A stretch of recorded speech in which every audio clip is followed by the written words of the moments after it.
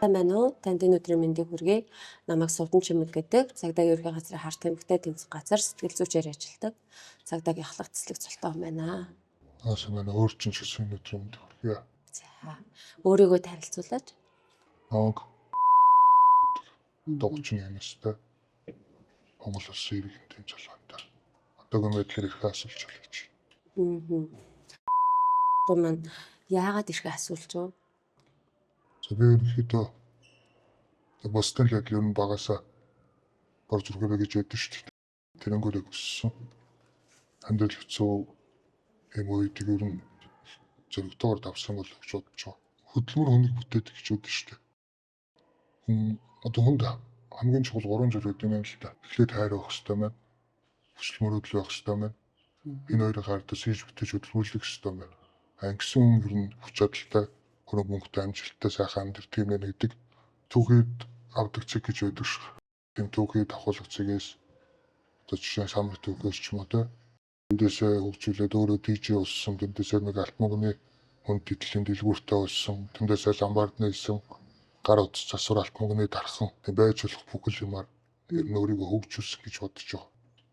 Бидний ээж аав үед ч юм уу, бидний үед ч юм уу одоо замаа энэ чиний мөнгө тий чинийгүүд нэг сайхан амьдраарэ ч юм уу тийм байхгүй ш. Бүгд л нэг бор зүрхээр нэг таалагдсан эсвэл дурлсан юмтай байгаа хажууруу төрөслөд эхэлж байгаа гэж ойлгож байгаа. Тэгэхээр энэ үед бол яг л тийм биш. Энэ хажууруу төрөслөд яг тэндээс амьдрах гэсэн гэхдээ болгосон гэж бодож байгаа. Гэр бүлтэй юу?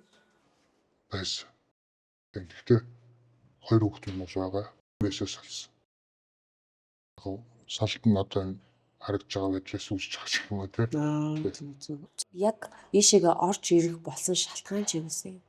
За ерөнхийдөө гин хэрэгэлдэг зүйлээс болсон болов уу гэж бодож байна. Юу хэрэгэлдэг вэ? Хэр удаа? Яг үннийг хэлэхэд бол нэг жил бол яг тасралтгүй гэсэн. Одоо энэ үн гэдэг юм уу те. Юу үнэтэй шүү дээ. Яг тухайн үедээ боломж нь байсан юм байгаа юм л та. Тэгэл эхэндээ бол яг нэг жоохон мэдрэмж мэдрэх гэж юм уу те. Бас нэг тэгж хэрэгжилжсэн бол сүүл рүүгээ томдолтоо зогсоож чадахгүйгээр хэрэгжилж ирсэн. Эхэндээ ер нь яагаад энийг хэрэглэх болов? Юунаас сэтэл авч ирсэн бэ? За одоо ерөнхийдөө цаг үеийн өөр болчихлоо. Ханаас ч контентнаас ч юм уу эсвэл клипнээс ч юм уу те хийж байгаа тийм зүйлүүдээс л сэтэл авсан гэж болох бах. Тэгэл нэг дүү маань ирсэн. 2 эмэгтэй найзтайгаа. Тэгэл өөрөө ч цаадах ч мэдэхгүй тэгэл нэг юмтай ирсэн. Тэгэл тэрийг анх хэрэгжилж үзсэн. Ерөнхийдөө ийм юм байл л дээ. Хүний бид хэдэн тэрбум эсгэж байдаг шүү дээ. Одоо тэр эсвүү тэрийг унтаж эхлүүл таны нойр үрдэх те. Тэр эсвүү залхууруул та залхуурдаг ч юм уу. Одоо миний хэрэгэлдэг зүйл болохоор бүх эсийг сэргээч. Бүгд нэг дээшээ тэнхлэхтэй юм сэргээг болчихоор айгуу тийм өөрийгөө хөнгөн одоо бүхэл юм тийм хөнгөн тиймэрхүү сэргээг мэдрэмжтэй л болно гэх юм уу. Тухай та гэр бүлтэйгээ байсан уу? Бас. Ер нь бол миний нас дээр энэ хамгийн сайхан цаг үе л дээ. Энэ 2 хүүхэдтэй хэлсэн шүү дээ. Том маань одоо 2 дугаар анги охин минь дөнгөж хэл тогж байгаа. Тэгэхээр ер нь аав хүний өөрөгч гэдэг юм уу? Юу гэдэг? Ирүүний өөрөгч гэдэг талаас ч юм уу.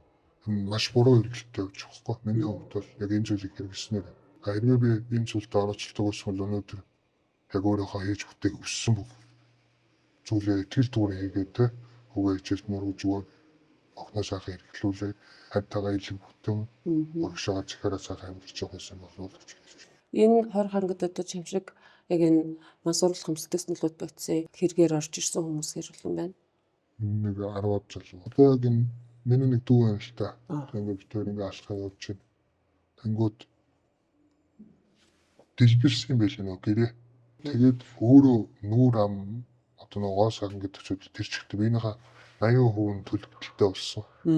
Тэгээд ерөнхийдөө бас нэг тийм болчихсон чинь амьдрах хэтгэл айгүй хэцүү шттэ. Ээжтэйгээ ойлгох наваа тэгж хэлэх үү. Нэг хүүтэй юм байлаа. Тэгээд энэ ч орж ирээ бас эхнээсээ салсан гэж ерөнхийдөө бол тэгэл. Одоо нэг яг эхний нэг хэдэн сартаа гэх юм бол нэг хэрэглэхтэй давтан чинь баг хаяа да нэг 7 хоног сартаа нэг 3 байж байгаад тэгээд дараа нь 7 хоногт нэг болоод ч юм уу тэгээд 7 хоногт 2 болоод ч юм уу За ингээд сүүл рүүгээ болохоор өдрөө болж эхэлж байгаа. Ийм юм байна.